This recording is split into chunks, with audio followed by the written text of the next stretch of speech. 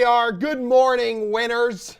Yeah. Welcome, Anything, guys. welcome to the Sweat, presented by DraftKings. I'm Emerson Lancia. She's Jesse Cofield. So for the next 55 minutes here, you gotta I listen. cannot hear the show. Wait a minute, Stand by. Jeff is in my ear saying he can't hear the show. So hopefully this ends up working out. If not, what's happening? I'm panicking inside, but I'm playing it cool as a professional. Okay. Anywho, best bets, DFS plays around the NBA, NHL, the PGA Tour, and college football. Yeah, but first things first, the NFL regular season is officially over. The playoff field is set.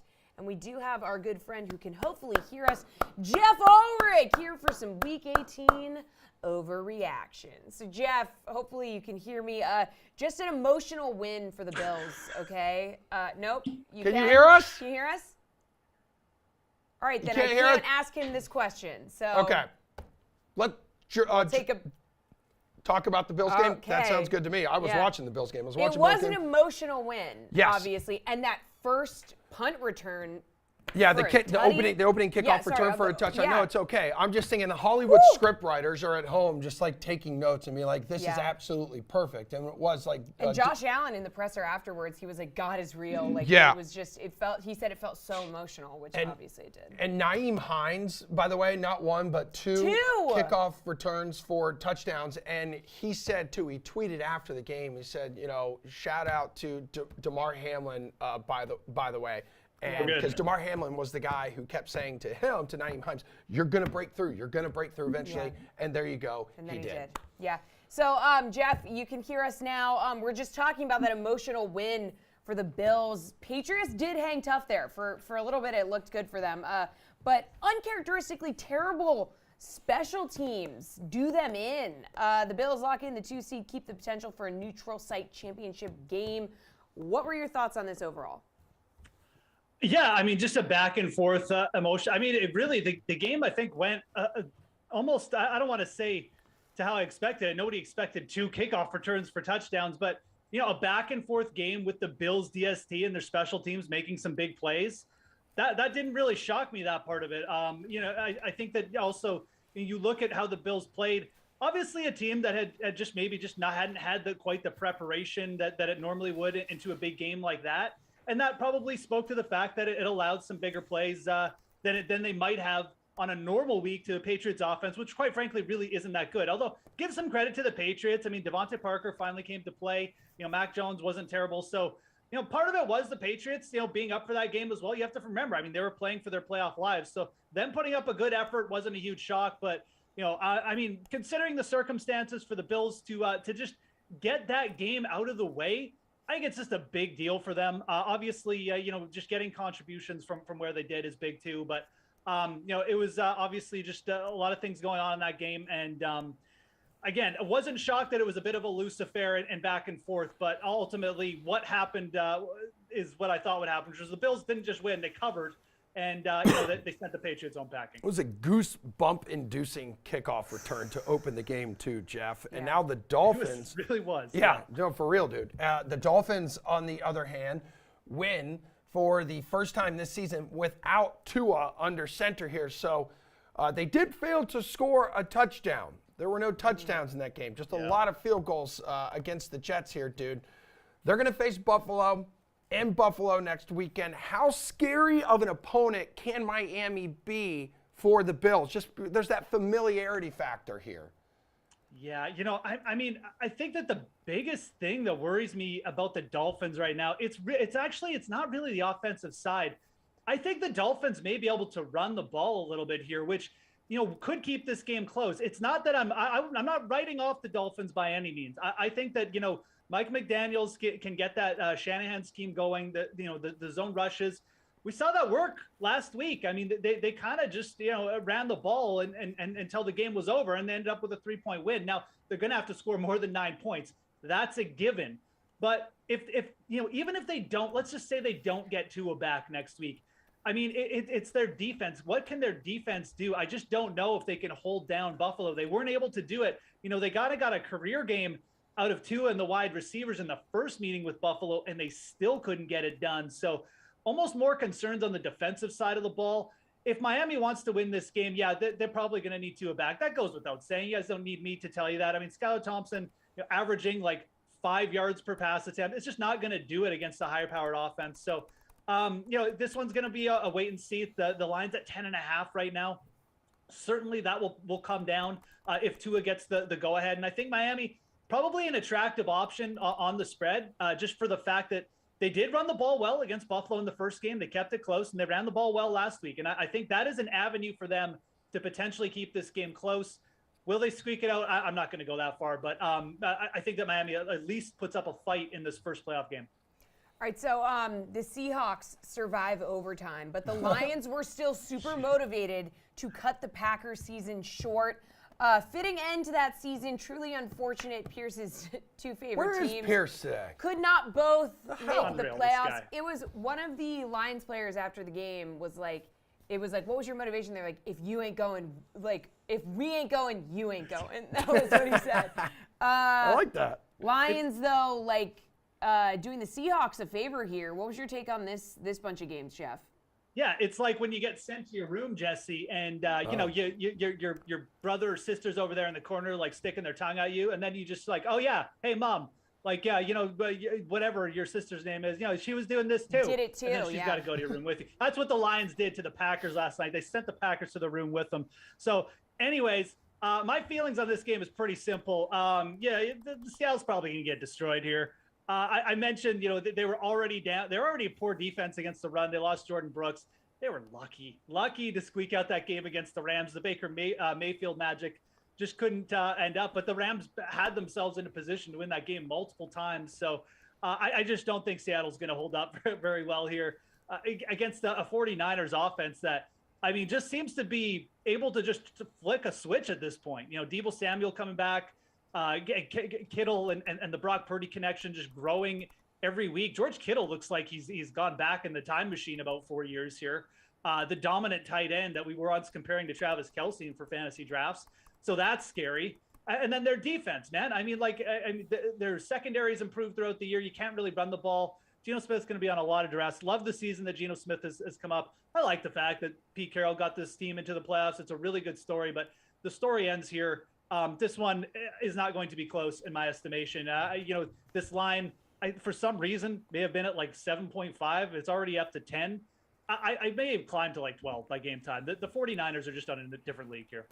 It's also the lowest total currently on the board, 43 for Seahawks, 49ers. Jeff, last 3 weeks for the Eagles. Loss, and barely holding off the Giants yesterday. How much are you reading into Philly's early and midseason momentum just coming to a screeching halt right now? I wouldn't read too much into it. This was a team that had significant injuries. It's not just Jalen Hurts. They were without Dallas Goedert for a bit as well. It's a little bit concerning that their O&D line was a little bit banged up and a little bit ineffective in areas as well. But man, rest can do a lot. Like we saw the Tennessee Titans take a week off and almost make the playoffs, a team that was a 7-point underdog. So, the Eagles, yes, did they lose the dreaded M word? Can they get it back? Yeah, absolutely, man. This is a team that offensively was basically unstoppable for stretches of the year. Now they have a week for Jalen Hurts to get himself right. They're in the number 1 seed. They could potentially be getting a really weak opponent here in the second round. The NFC is, outside of San Francisco, who are the scare teams here? I'm not really sure. Like we can put Dallas in that category anymore. Although, a Dallas-Philly matchup would obviously be very intriguing since they're divisional opponents. But I think the Eagles are still in a good spot to make a run here. They, if Jalen Hurts is actually healthy, then they should be fine. If that shoulder is lingering and there's still issues, yeah, there's definite concerns. But you can't do anything about that. They have the break. They got themselves to where they wanted. And that's the biggest thing. They got the 1 seed. They did it. And it's funny. We remember back to the Eagles run when Nick Foles won the Super Bowl. They were terrible in their last 3 games. Like they really were. People had already written them off. So much can change with that playoff momentum. And once we get into the postseason, I really wouldn't worry about the Eagles too much here. I think at the very least, they're going to make the championship game. All right. Well, Houston's comeback was music to Bears fans' ears. This is the Bears fans going to work this morning with the number 1 overall pick and the Packers out of the playoffs. Just like that. Just like da-da-da-da-da-da. Okay, so obviously Chicago getting the number 1 pick. And since they don't need a quarterback, the pick might be available. Just something to keep in mind. I will. Did the Texans really screw up with a win here, Jeff? Also, they did fire Lovie Smith after a year, and we were all Dude, he got shafted. we were Come all on. confused The hell are by you that supposed to do? hiring a year ago anyway. So that was he just like, I know I'm going to get fired, so I'm just going to win this game? I think he was, Jesse. And you know what? If that was him, that's exactly what I would have done too. Screw you guys. I'm getting the win. You can pick second without me if you're going to fire me. Good for Lovie Smith getting the W. Maybe some future employees may take note of that and at least see any of these guys up for competition. So I don't know what the heck the Texans were doing yesterday. Honestly, like this is in terms of just blunders, in terms of how you run an NFL franchise, this is right up there. I mean, we yes, there's more than one good NFL quarterback in this draft, but like Bryce Young, to me, you want a shot at drafting Bryce Young because when we're about to put about 3 guys under the microscope really hard, and if Will Levis and Ohio State quarterback Stroud, like if they don't look good to you, you want the Bryce Young option to just be able to take. The Texans no longer have that option. The Chicago Bears can do a number of things with this draft pick. They could just sit there and be like, yeah, we're going to take a quarterback. Maybe we'll trade Justin Fields. The most sensible thing for them to do is just trade this draft pick and get a king's ransom in return. They already traded their 32nd overall pick for Chase Claypool during the year, so they have to make up for that mistake. I think the Bears probably trade this pick. And Houston is left there just having to take the leftovers. And maybe Will Levis works out, and he does look like a Josh Allen clone. But, man, don't forget, like Josh Allen wasn't looking so hot his first years. Like these prospect quarterbacks don't always work out. There's one sure thing, in my opinion, in the draft, and the Texans just blew their chance at getting it, or at least securing it. They could still get Young, but man, really, really bizarre decision for Houston to play for the win last week. Hey, Jeff, last one here for this first segment. Favorite opening line for next weekend? Yeah, this one's easy. I mean, what were the Bengals doing only favored by 6.5 against the Baltimore Ravens? I mean, yeah, okay. Lamar Jackson may be coming back. I mean, it just doesn't matter. Look, the Ravens offense, even with Lamar, was struggling. This team has been, just grinding out a couple wins. Just do it. They barely just did enough to get into the postseason here. I think that the Bengals really revved up after what Baltimore was pulling on the field last week. Obviously, pulling starters, just playing out there to kind of, maybe injure players or whatever the narrative was. But man, the Bengals are going to be absolutely revved up for this game. I mean, this is almost, it's too bad for the Ravens because I think that with the style of play they had and their defensive line, which is still solid, if they'd been gone up against another opponent, maybe they could have squeaked out a win against like the Jags or something like that. But the fact they have to play the Bengals again, one of the most complete teams in the league, a divisional opponent that they've now just sort of poked the bear here. I think that this line is way too low. You've got the Bengals who have like just covered in every single game almost since like the start of the year. Man, I'm surprised that this is still just sitting under 7 points. And I think at under 7, you absolutely found the Bengals here. All right, Jeff, good stuff. We're going to talk some golf with you and Colin Sherwin coming up in a little bit. wait. But next, Jared Carabas is going to join us. We're going to talk some MLB. We're going to talk Carlos Correa. Red Sox. Like, yeah. is he going to end up being on Boston's roster? We'll find out. Let's bring in our college football betting guru, Colin Sherwin here, dude. Before we dive into, I know, you've been a Frogs guy like through and through this season, so you absolutely had to love them holding off Michigan in the semifinal. And then you go to the other side and Ohio State shanking the field goal. I felt so bad for that kid against Georgia. What was your biggest takeaway, your favorite storyline in the semifinals? I just thought it was how TCU persevered. Yeah. I mean, look, I'm a complete homer at this point. I mean, I'm all in on this team. Yeah. I mean, they've been this way all season. I've been singing their praises for as long as I can, but I think that they just found a way. That turned into, it was a defensive battle. That third quarter was insane. A billion points got scored, and they found a way to win both ways. This is the best team in America in the second half against the spread. They see what you do, they assess, and they figure it out. That's what having veterans does. That's what's having, not only guys like Max Duggan and Quentin Johnston, but like guys that can really play and then not only see what you do, but then adjust to it. And that's why I think they've just had so much success this year. I think that's the best story. And then our poor kid from Georgia actually went to Steinbrenner High School, like right up the street here in Tampa. Just a really I feel so terrible for him, but he never got close to that ball. I mean, it was just not even close. So yeah, tough one. I don't know if Georgia should be in this game. I think the wrong team might have won that one. All right, dude. So TCU's dream season's still alive, and no matter the circumstance or opponent, it just feels like those guys continue to find a way. So they're 12.5-point dogs to Georgia on Monday night here, dude. What is the bet? How are you approaching the spread? I'm probably going to be on TCU. I got a little bit at 13.5 when it opened. It's down to 12.5. I think it probably closes in that 11.5 range. I think it goes down even a little bit more. And the big thing that I'll be on TCU second half, because that's the best bet in sports right now is just take TCU in the second half, see what they do and adjust. The thing that really I did not find impressive about Georgia was how undisciplined that defense was. Yes, they are statistically the number one defense in the country, but look at how they attacked Ohio State. They just let CJ Stroud run out of the pocket whenever he wanted. They refused to stay in rushing lanes. They had no discipline in the back seven. I was stunned that they were that. I had Georgia win the game. I got lucky. I backdoored my way into that thing. I should not have won that bet.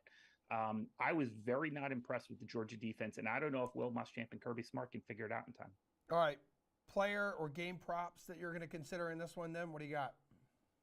So TCU is going to have to force the ball to Quentin Johnston. They just don't have a choice. Quentin Johnston is a plus 100 to catch a touchdown. I would like to see one where he catches 2 or 3, because they're just going to have to force him the ball. They're going to have to throw ladder, go routes on the ladder, and they're going to have to hit him. That's the only way that TCU has a path forward in this game. So yes, they're going to force the ball to their best wide receiver and a guy who I think is going to be a first-round pick. So he's a stud, but I'm going to take him. And the other one I really like is, I think we have the yardage up there right now. Yeah. Brock Bowers over 61.5 yards. TCU just doesn't have a way to cover him.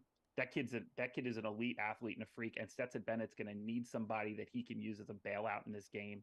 It's going to be Bowers. And by the way, if Bowers catches the ball on like a 10-yard, if he catches just something over the middle for 10 yards, he can break it for another 40, because nobody can tackle him because he's an absolute freak of nature. So for me, those are the two guys that I'm targeting, because I think both teams are going to have to rely on them to have any success. All right, who's winning this thing? Who's winning? Final score. All right, go away from like your heart here. Use your head. I can't do it. I know you've been ride or die with them. You've been ride or die with them all season. I respect it. I know, and I can't quite do it. I just can't. 44-41. Give me the dogs. I think this turns into a points battle. I think TCU covers. Okay. I think TCU makes a game of it late. This might even go to OT. But I definitely think it's going to be in. This is not going to be a blowout. But I can't find a way. Oh, come on. When TCU needs to be able to stop the run in the fourth quarter, I just don't know how they can get it. Oh, done. you coward. That's what hurts. I know. I feel so terrible. But I'm here to make the people money. I agree. Not doing my heart's right. I'm not going to bet it. Okay. I'm not going to bet it. I can't bet against my team. TCU plus 350 on the money line right now. All right, well, the Red Sox have actually gotten a deal done with a young, homegrown superstar. So fans breathing a little sigh of relief now after dishing out 11-year, $331 million extension to Rafael Devers, dude. Woo! No third baseman in the history of the game has made more money per year than Rafael Devers will. Like 33 million or something crazy like that. That's wild. It's wild. Jared Krabus is here. The Wow! man, the myth, the legend. Wow. Your new place looks awesome, man. Thanks. I'm in the closet in the attic because they're banging on the floors downstairs. Oh, man. That Dude, sounds exciting. I like that sweater you're wearing, too. You wear it a good amount when you come into the studio, and it looks good brand on new. you. I've never worn it before. Wow. Yo, Jared, describe to us the emotions that were racing through your beefy body when Devers got paid. I mean, it shut me up. I thought that there was no chance that the Red Sox were actually going to do this. I had said that it would be a surprise if they did it. All the signs were pointing towards this not happening. The reports were that they were galaxies apart. You had the Devers camp saying that there was essentially no urgency from the Red Sox after Xander went to San Diego. So I was like, if that's not going to create any urgency with this organization, then we can basically kiss him goodbye.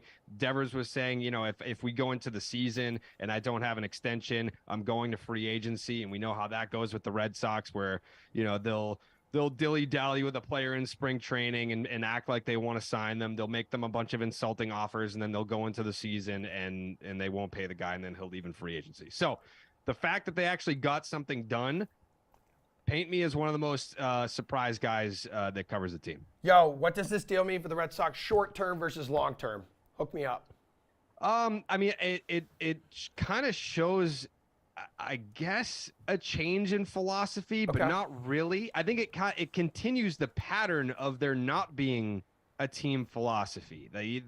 They'll have these instances where it's like, all right, we're not going to pay John Lester because he's a pitcher over 30, and then we're going to give $217 million to David Price, a pitcher over 30, and we're going to trade Mookie Betts to save money, and then it comes to Xander, we're not going to pay it. We're going to trade Mookie Betts to get under the luxury tax that we can pay our young homegrown players.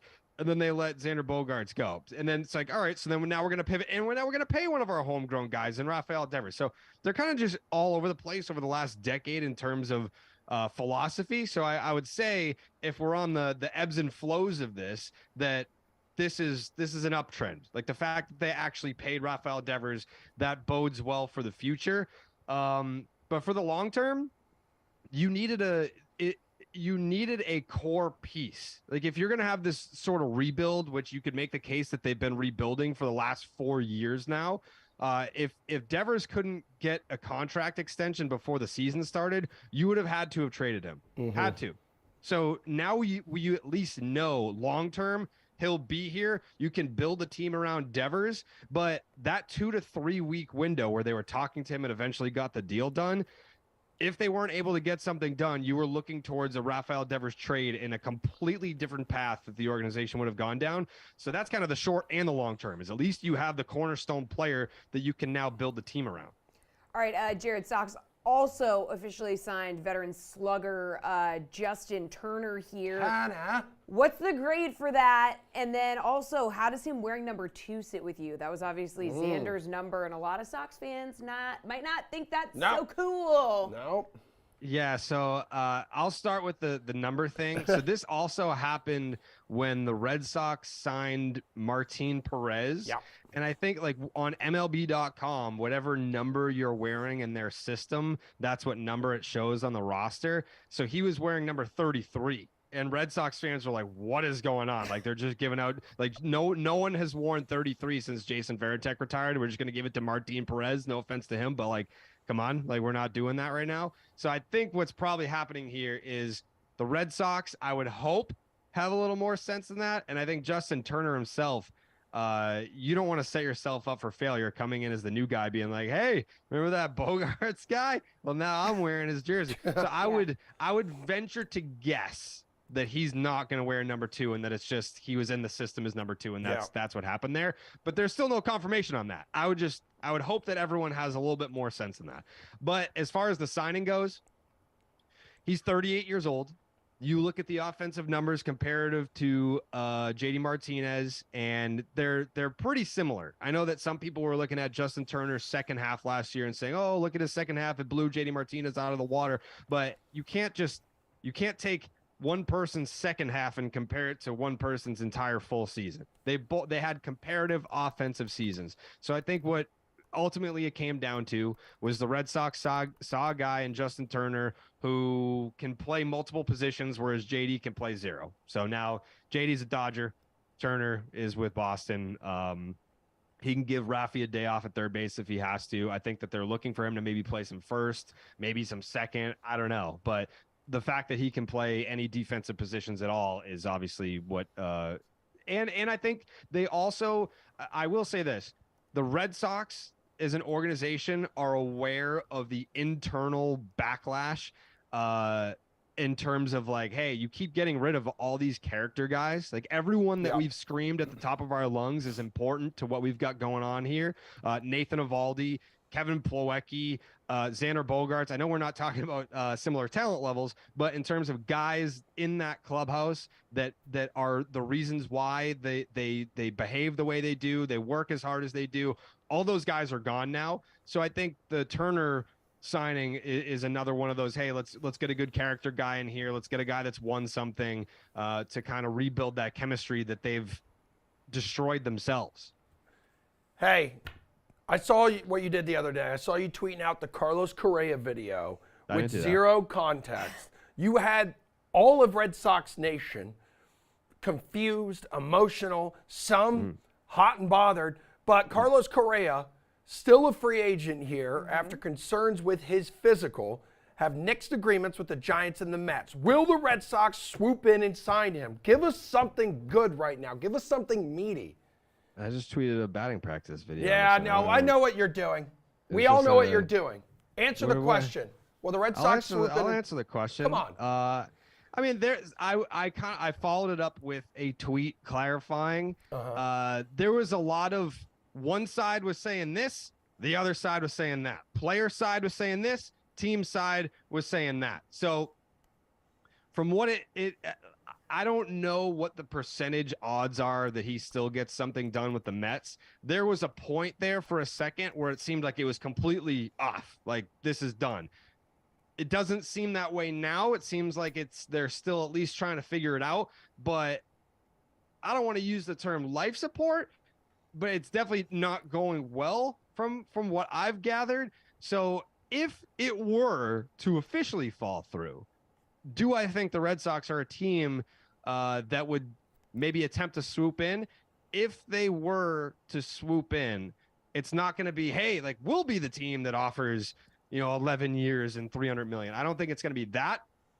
What I do think they will explore or have the conversations about exploring is short-term big money, similar to what Minnesota did. Like, hey, we'll give you X amount of a big average annual value to get in here. We'll give you an opt-out after the first year, and then you can go back into free agency if you so choose, or you can stay here. You can't underestimate the connection with Alex Cora, their connection back in Houston. But I think if you're Carlos Correa and a deal falls through with a second team, and the Minnesota Twins are going to be the most aggressive team, I think, if the deal with the Mets falls through.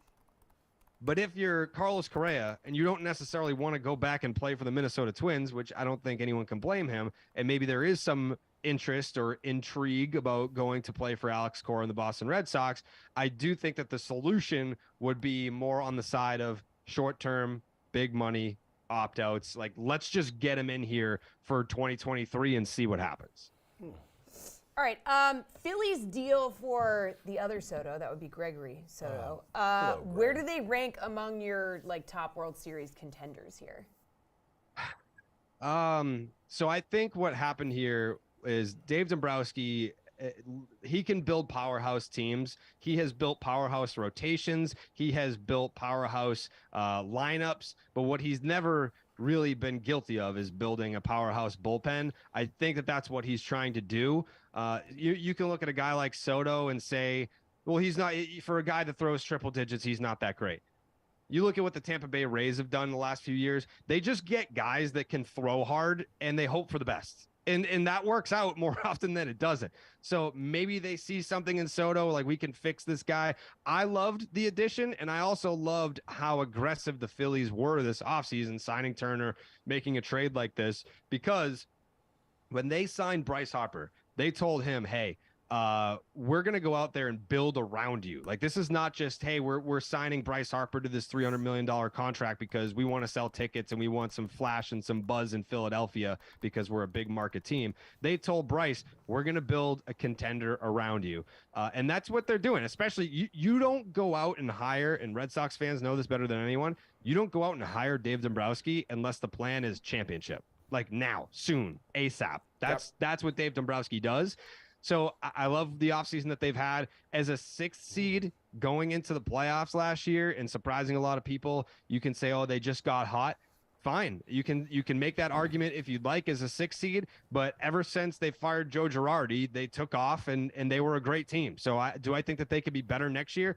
Yeah, I do, but they're also in a really tough division with the Mets and the Braves. I mean, that's a powerhouse division. It's going to be a dogfight, but as they proved last year, all you have to really do is get in. Jared, before you ... take off, give us your hottest take on the MLB offseason. Okay. Go ahead. Hottest take. Let's go. You ready? Dude, please. I'm we scared. need this. I'm scared. Hold me. Come on. The Yankees got worse, Emerson. I'm Wow! just saying. Listen. Hey, I know. Hey, I commend teams that pay their homegrown stars. Aaron Judge, he's a big marketable guy. Hit 62 home runs last year. Great player. But if that's Carlos Rodon, huge injury guy, you still didn't really address a lot of the issues that you had that made you get eliminated in 4 games, a 4-game sweep at the hands of the Houston Astros. All you did was kind of add Rodon and bring back the guy that hit $110 in the playoffs. You can make the case that the Yankees got worse. They lost Jamison Taillon. Garrett Cole's another year older. I mean, that's just, I don't know. That's just my opinion. I know that a lot of people, you don't have to agree with it. It is, again, just my opinion. I don't know how you guys feel about it. But to me, the Red Sox got better. The Yankees got worse. All right. Well, that's definitely a steamy take. Yeah, for sure is. All right, this has been the takeoff with Jared Kravis. That's why Jared, man, you were. we look forward to coming over and checking out the new digs here soon. Please do. Please do. Yeah. Housewarming party whenever you guys want. Great. We'll All just right, show man. up. We'll just show up. All right. Just text me later. Good stuff. Swell, we'll be right back. We're talking PGA with Colin and Jeff next.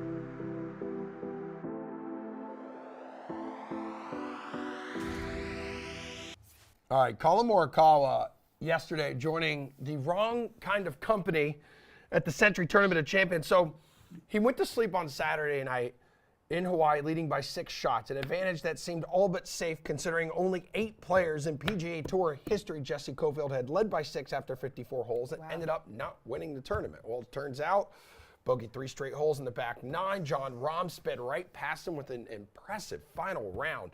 10 under 63, and he wins by 2 shots. Morikawa birdied the last to shoot 72. What a absolute choke job, Jeff Ulrich.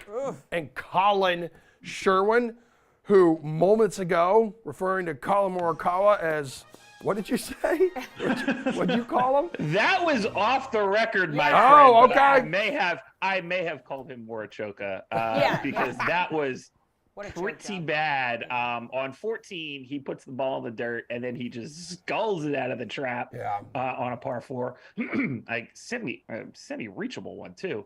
And then backs that up with a bogey, and then backs that up with a bogey, and just sort of throws it away with 2 hands. And then ironically makes birdie on 18 when it doesn't matter anymore. It's a shame because I think what Jon Rahm did is going to go overlooked here. He played fantastic. Yeah. I mean, you shoot 63 on the last day. To win by 2, you've played really well, but in a spot where par is 73 on this course, Morikawa shot 72, and you think 1 under is pretty good, but there are nobody in the 70s. Guys who finished in the middle of the field didn't have any rounds in the 70s this week. So yeah, that was a choke.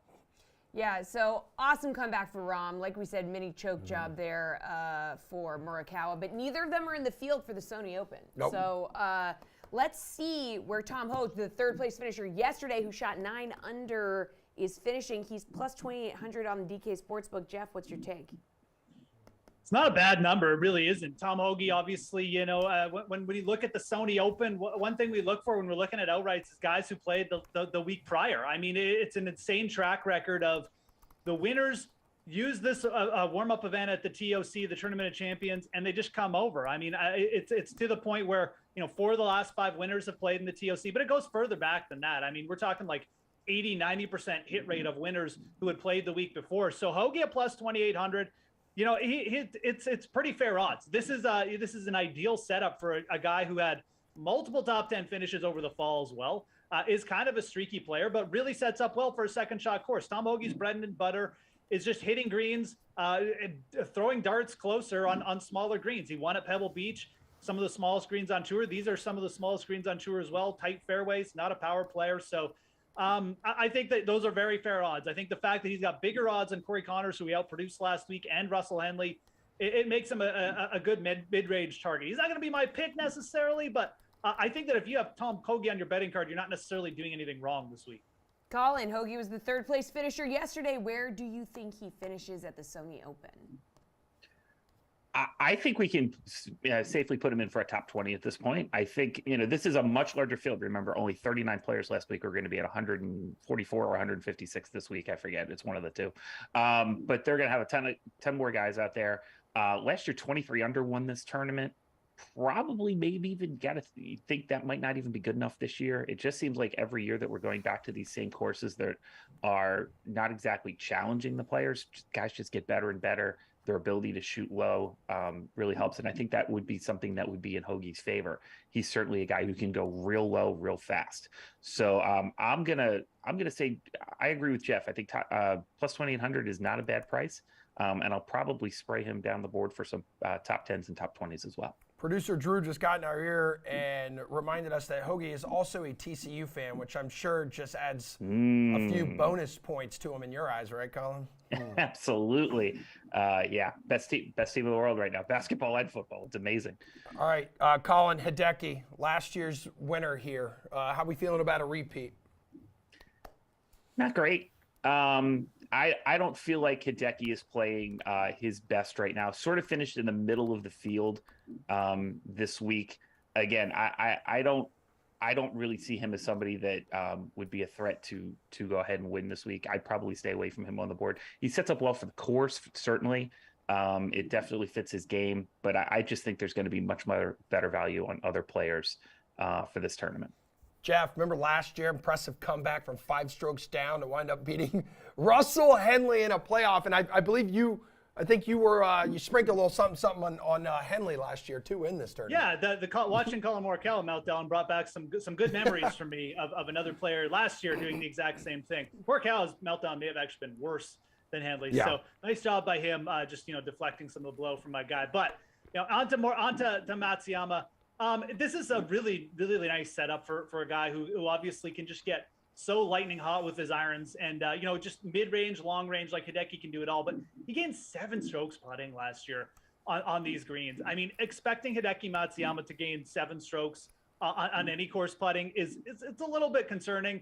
He did putt well last week and clearly maybe just likes the environment and the slower greens here. But I think Colin's right in saying, we haven't seen anything from Matsuyama for going 4 months here. I mean, he hasn't had a top 5 on tour. He was really just posting T40s in the playoffs. If he had come out and maybe done a little something in the fall, I could really get behind him this week. His number isn't terrible, plus 1,800. I think this is pretty much what he was going off last year. And this year, Brian Harmon has shorter odds than him. So if you step up here and you're I want to bet this, I mean, I can't really say that you're getting a horrible number. I would rather go down to Sungjae Im. So I'm going to peg Matsuyama for a T15. I think this course just sets up too well for him, and he is putting well, that he'll probably bounce back and post a good finish, but I'm not going to pick him for the win. I think if you're going to go for an outright target here in this area, just pay a little bit shorter odds and go with Sungjae. All right, Jeff, who's driving the Tom Kim Caravan this week? Is it still on the mainland after he didn't make it out to Hawaii? He's the favorite at plus 1,200 after finishing 5th yesterday. What do you think? I think that this is an interesting little stretch here for Tom Kim. It's really his first go round on the PGA Tour. And I'm not expecting him to like crumble or start playing poorly or missing cuts. But I think what you saw last week was interesting. He struck the ball well. He looked really tight in his game, but he struggled a little bit on the greens. This is going to be his first time seeing the greens at Wiley Country Club as well. And, like the green speeds, they vary a little bit here. They're a little bit bigger greens last week, hard to read Bermuda. Now we're getting on like flatter surfaces. Maybe he pops up here with the putter. I could see that, but I think that fading him now that he's the favorite is also completely fine. I mean, if Tom Kim is going to come and just blow the doors off with the 5-win season, that's fine. But he's now priced as the favorite in an event.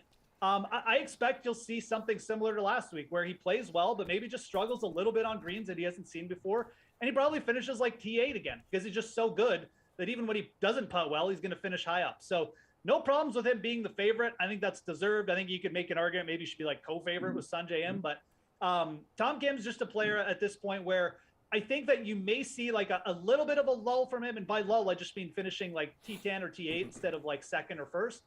But deserving favorite and a player who, if he does overcome like his lack of experience on these greens, I really won't be overly shocked. I'm gonna peg him for, like I said, a T8 this week. All right, Colin, how do you feel about Tom Kim? Are you on the caravan? So Kim was 26th in strokes gained putting last week at TSC, and that I'm completely with Jeff here. I feel like once he gets the putter rolling, once he gets some more experience on these greens, this guy's probably got the best game of anybody in the world, like in terms of like pure raw talent. It's unsurpassed, but he's just got to figure out how to roll these a little bit. Yeah. I think he'll be there. I think he'll be in the hunt. I don't think this price is great though at plus 1,200. If it was 1,600, I'd probably be in there. Just that little bit of difference in value, I think makes a big difference here. I wouldn't be stunned if he won the tournament. But again, I'm not feeling his putter enough. Every other part of his game is completely there. He was first in tee to green last week. He was third in approach. That's where he's going to make his shots up. But can he do it on the greens? And I'm just not sure he's ready to do that yet. Colin, where does Jordan Spieth finish? He hasn't played here since missing the cut in 2019, coming off T13 finish this last weekend. Yeah, it's so weird to see these guys, finishing like T13 and shooting 19 under. Yeah, right. I mean, they're going out and blitzing this course, and Spieth and Sungjae M, two guys that certainly have complete games. Look what they shot. They were 8 strokes off the pace, and they shot 19 under. I mean, that's just insane. I think Spieth is just not in a spot right now where he's like completely bettable. I haven't seen the runs from Spieth that we like to see, which are a lot of just going real low for long stretches, like 5 birdies in 6 holes, or the random eagles that putting up 2 eagles in 1 round, things like that. We just haven't seen it from Jordan lately. I think he's still getting his game together. I think he will win this year, but this is just not the right value to be betting him. It is a softer field. That is the good thing, is that this field is not anywhere near what you saw last week. But I think you're going to find better value down the board. That's for sure. All right, but Jeff, any player who hits the green in regulation at over 77%, which he did at the Century, I mean, don't you feel like that's someone worth investing in the following week?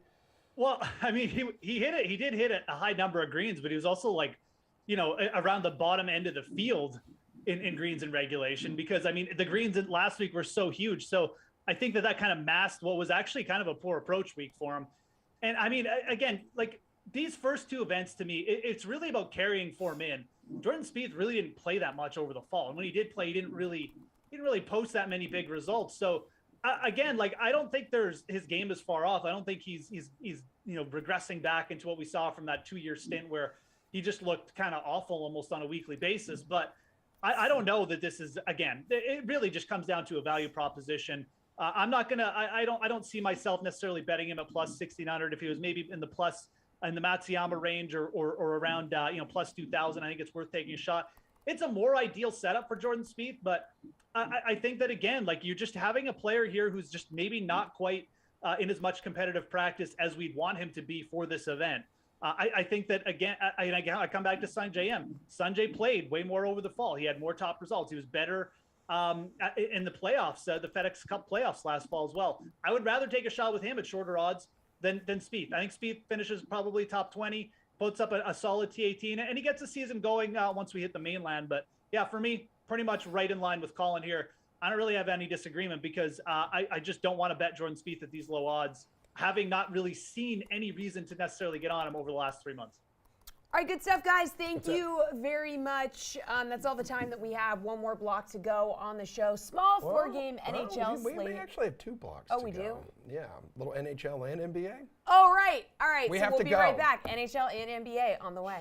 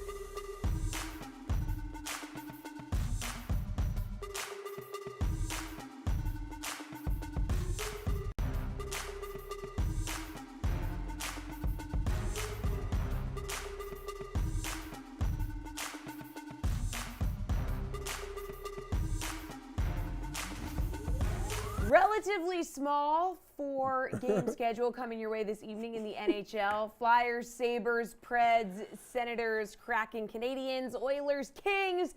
Here to roll through it with us is Paul Bruno. He's going to give us his best bets for these games, starting with that Philly-Buffalo game. What do we think, man? Where are you going? What do we think? Philadelphia stinks, and Buffalo is one of the highest scoring teams in the league. So this is an easy one. Go over and go over hard. I'd go over the 6.5. I'd take another goal and make for a better payoff. I also like Buffalo on the puck line. It's not much value there, but I'll take the plus 105 as well. All right, Paul, take us now to Seattle and Montreal. We know how much you love Montreal.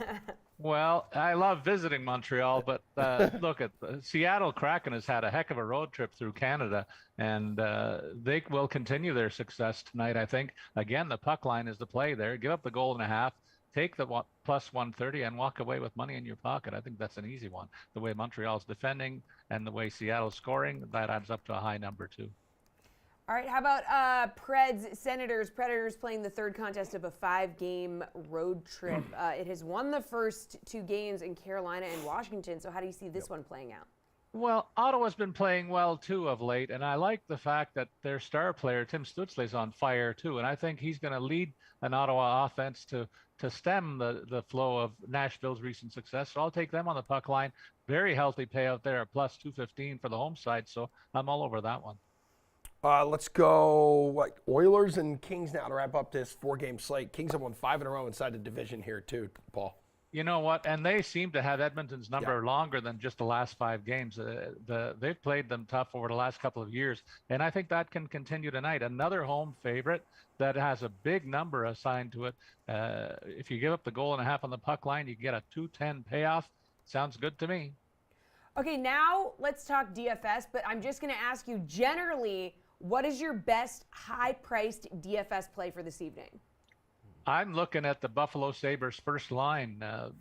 Tage Thompson on fire, scoring as much as Connor McDavid, I guess. Alex Tuch and Jeff Skinner right behind him. So spend the money to get the Buffalo top line in there against a very ugly-looking Philadelphia defense. All right, last one for you before you take off. Best DFS value play tonight. Who is it?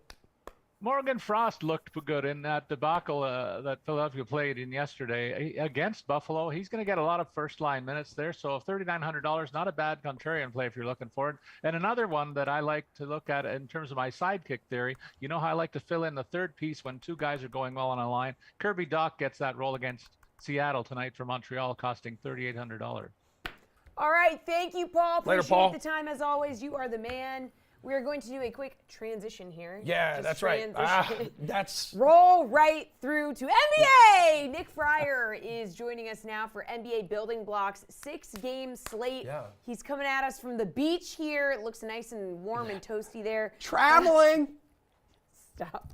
Oh, wow. I thought we were doing the Macarena here, but that was better, Emerson. Good job. I don't know. We're just moving and grooving here, buddy. What is the best guard to build your DFS lineup around tonight, this evening, Mr. Fryer? Yeah, I think that you can save a little bit here and go with Malcolm Brogdon at 5.3K going up against the Bulls. Big reason that he jumps on my radar right away. Marcus Smart is doubtful tonight. And Tatum and Brown, they need a ball handler on the floor to be their best selves. When you look at Brogdon, too, his usage in general, he gets the greatest usage bump on the team when Smart is not on the floor, and he has the third highest usage rate on the team in that situation. Also, he's gotten over 38.5 DK fantasy points in 2 of his last 3 games, and they're playing the Bulls tonight, a team that he has at least 30 DK fantasy points in 2 of the 3 times that the Celtics have seen Chicago this season. Hey, Fryer, best forward to build around tonight. I'm going to go and spend up here, and this is part of why I like saving with Brogdon. You got to go with Giannis, I think, in this spot. Obviously, he had a cartoonishly low output against the Hornets last time out. Obviously, that was a rough loss for the Bucks. Going up against the Knicks tonight, which, you could think maybe, is the total going to be low in this one? Doesn't matter. Giannis has scored 66 DK fantasy points against the Knicks in the 2 times the Bucks have seen them this season.